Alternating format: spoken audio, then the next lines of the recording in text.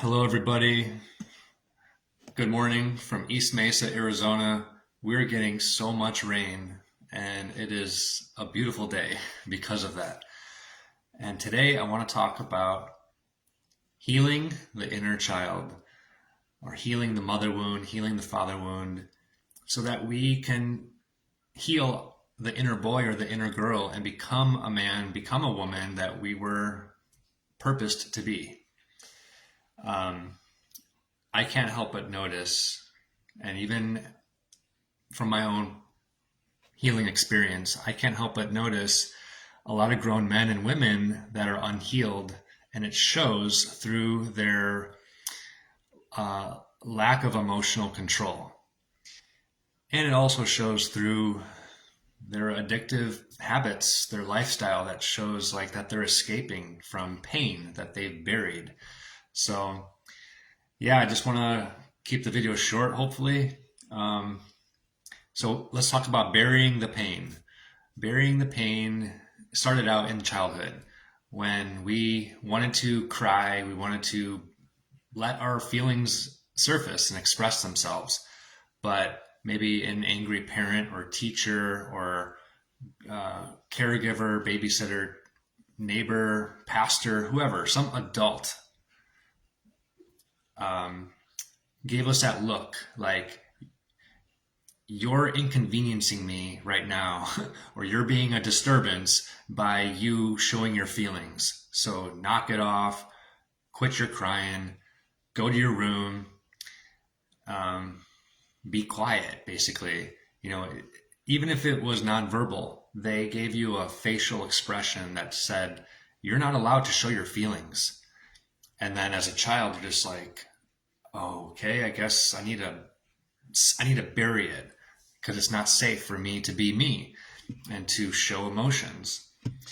And um, we grow up continuing that behavior, burying it, keeping it buried. And as adults, that could look like someone who's scrolling on their phone all the time or watching Netflix, watching too much TV, watching the news, playing video games, drinking too much alcohol, or just having a beer every day, having a drink every day. Maybe they're smoking some kind of narcotic or substance, and they're obsessed. They're obsessed with some kind of behavior, activity that's it's almost like they're escaping. They're just distracting themselves because they don't want to sit still and feel, and that can be very exhausting.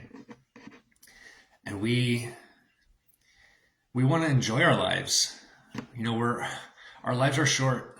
You know, we're here for a short time, and we don't want to spend our 40s, 50s, and even our 60s on that endless treadmill of these addictive behaviors. And people will trick themselves, deceive themselves, and say that these aren't addictive behaviors. I just like to stay busy, or I just like to taste a beer. They have every kind of excuse to defend why they're living in the dark. And so the first step, the first step is creating a safe space. And I understand most people live in homes with people, and that's not exactly an emotionally safe environment to start crying, to start yelling, to let out those buried emotions. Because trust me, just because you're 50 years old or 60 years old doesn't mean that time naturally just dissolved those emotions. No, they're still in you. They're lodged in your nervous system or somewhere in your body. And once you once you feel emotionally safe, then it comes out. Then you feel like crying. But when someone starts to feel like crying, they they shut down and they stop it. They feel it coming up. They feel their eyes welling up, and they apologize. Sorry. Oh my gosh. Like, why? Why do we apologize for crying? because we learned that as a child. It's literally the wounded child speaking through the adult body when you hear someone apologizing because they shed a tear, because their voice choked up a bit. And man, it's almost every single adult will apologize or will just feel totally uncomfortable showing any kind of emotion. So, and till this day, and I'm not pointing fingers, I also still struggle feeling safe to cry around people. If it's the right people, then sure. But just anybody, not always. I've cried on Facebook Live before.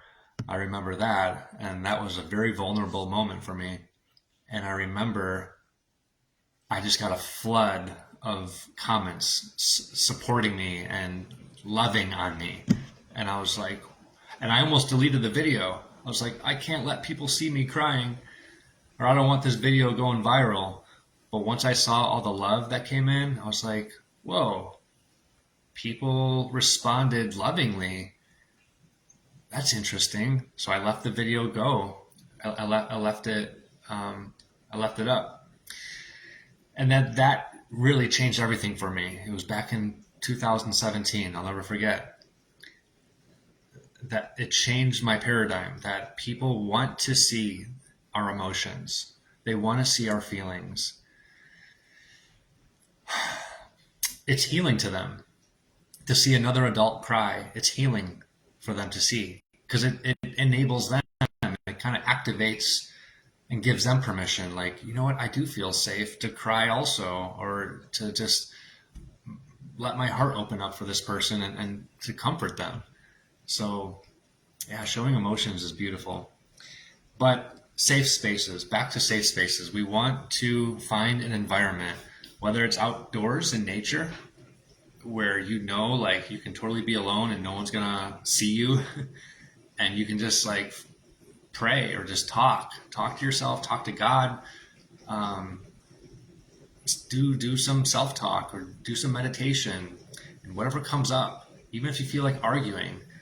And that was my experience. Is once I started feeling safe, I started replaying old arguments, and I was like saying things that I wish I had the chance to say, or I wasn't safe to say in my childhood. And I was yelling and just screaming at the wall. I live alone. I'm so fortunate and blessed because I get to live alone. And I've spent a lot of time healing in the last few years. And I've gone in my closet, the bathroom, one of my spare rooms, and thrown I've thrown pillows at the wall, or just yelled and punched and kicked and screamed. And I've gone in my truck. Your vehicle is actually a really great place to feel safe, to just let it out. Because once you do, you didn't realize, man, it's hard to explain, but like voice, when you yell and scream, you're releasing old stuck energy. It's almost like your voice is energy, and letting out a good yell, scream, even cussing is helpful. I don't cuss much, but when I'm venting, getting some old anger out of me, I will cuss, because cussing is a very emotional language. So, and then I'll feel really great afterwards. And I'm like, whoa, I feel calmer. I feel peaceful. I don't feel like things trigger me anymore. I guess yelling was very healing. But when you're yelling, your inner critic is like, what are you doing? Have you lost your mind? Yelling at the wall? Yelling in your car? What if someone sees you? Your inner critic just starts totally criticizing you, but just keep going. Allow those feelings and those expressions just to come on out. If we can't do it, physically, do it vocally, and you'll find there's healing. There's so much healing in that, and do it once a week, and you'll find that you're actually becoming calmer. So yeah, there's all kinds of safe spaces. Um, but nature I found is the best. When there's birds, squirrels, rabbits, around you, you you feel this peace, this comfort, this love, and it's just God. It's God loving you through animals, through nature, and you just got to really quiet your mind, though. When you quiet your mind, then what you've been what you've been squeezing and keeping suppressed starts to come up naturally. You might feel like laughing, but mostly it's crying if it's healing the inner child. And I guess that's really all I wanted to say on that. Yeah, just there's something called breath work. Breath work. Whew. A few years ago, I did my first breath work class, and when you do deep breathing, you're getting your oxygen, your breath deep in your belly, and that's kind of where we stuff a lot of emotions. So when you're getting oxygen down in there, you're getting energy stirred up, and it starts to come up, and you most likely will start to cry. I mean, if you watch YouTube videos on people at breathwork ceremonies, they become very emotional, and they'll have pillows next to them so they can just pound and hit the pillows if they feel like it. So, as adults, if we're escaping our pain, our emotional pain, we're up in our mind, we're in our thoughts all the time, we're thinking too much, and then our breathing becomes shallow. And if our breathing's shallow, we're not getting it deep down into our belly. So, um, so once you start to heal, once you have your safe space, your go-to, start to reparent yourself. And for me, it was like I would talk to myself, and by myself, I'm talking like my inner child. I imagine my little boy, my inner boy in my mind. I could see him happy, healthy, free to express himself, free to be anybody he wanted to be. No longer being punished, no longer having the finger pointed at him, no longer being abused, and no longer being lied to or manipulated. No, now I'm the parent and I'm speaking to my inner boy, and I'm saying positive things. I'm praising him. I'll look in the mirror and I'll say, "Great job, Kyle. You had a great day today. You did an excellent job. You are a genius. Like, you are powerful." Like, affirmations are a great way to reparent yourself. Um, so yeah, but when you make a mistake, be careful not to criticize yourself. A lot of people will criticize themselves. I used to, but people, if you listen to the way they talk and talk about themselves, it's like they're just cursing themselves, and it's doing more damage than they realize. So when you make a mistake, if you plan something and it doesn't go as planned, you got to really start practicing pausing and not let your old inner critic come online and call you a failure. Like, told you so, I told you this wouldn't work out. I told you the person wouldn't show up, or I told you, this customer was gonna change their mind and not purchase from you. Like, no, course correct that and say, it's okay, Kyle. You are safe.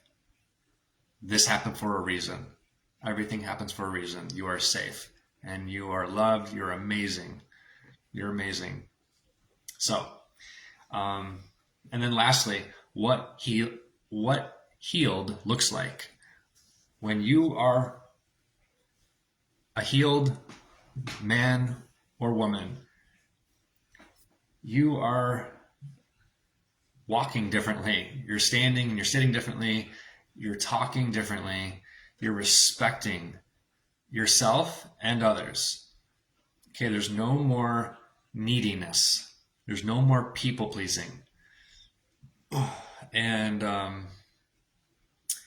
you're really going to understand the difference between healed and unhealed. When you are unhealed, you're wounded, and so you actually unconsciously you manipulate people to give you their energy through um, through their reaction. And this is something I used to do in relationships and friendships.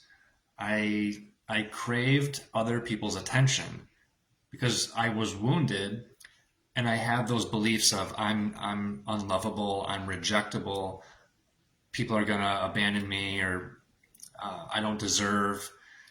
So I would create scenarios so that I would get a response, or a reaction from. I get feedback from somebody that affirmed that I am lovable. People do think I'm cool. Um, People do enjoy being around me. And so, like, secretly, I was manipulating. And that was definitely creating bad karma for me. You cannot fool the God in you.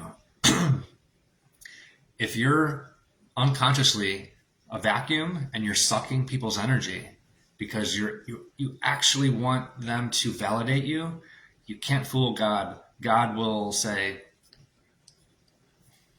like, how could you forget who you are? You are love. You are powerful. You can do all things. Why are you manipulating these people to give you their energy? And you're gonna create bad karma. And the people are gonna feel something's off. It didn't feel genuine with you.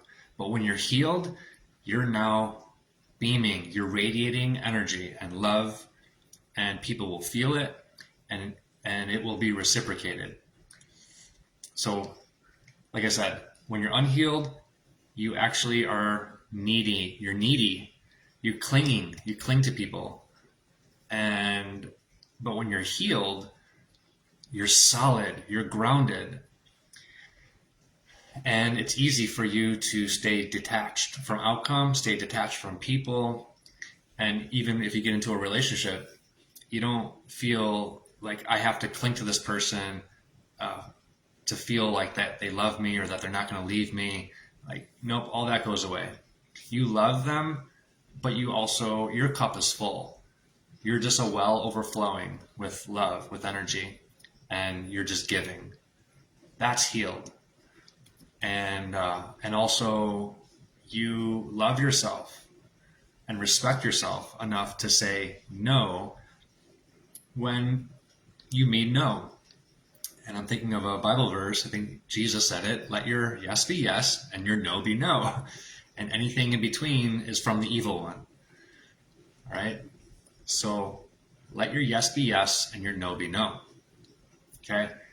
And then also boundaries. Boundaries are a must. If there's toxic people in your life that could potentially trigger you and reactivate the old wounded child in you, you might need to just set boundaries, maybe permanent boundaries with that person until they come around, until something time will tell when the time will be right for you to recommune. But boundaries has been super, super helpful for me to just finally get quiet and to know myself. And when you set boundaries, there's an energetic cord that you're cutting with that person. Because when you keep toxic people in your life, there's an energetic cord that's connected to your energy field, and it's slowly draining you. It's like a leak in a ship. So you gotta patch that leak so that you feel whole. So yeah, cutting the energetic cords could mean blocking the person, just totally going no contact with the person, and it needs to be like a set in stone decision that, all right, I made this decision. It can't just be like you're 1 foot in, 1 foot out. You're blocking them, but you're also letting them into your life on another platform or through text, or you come around, you see them maybe during the holidays. Like, no, no contact is no contact. Cutting a cord is cutting a cord.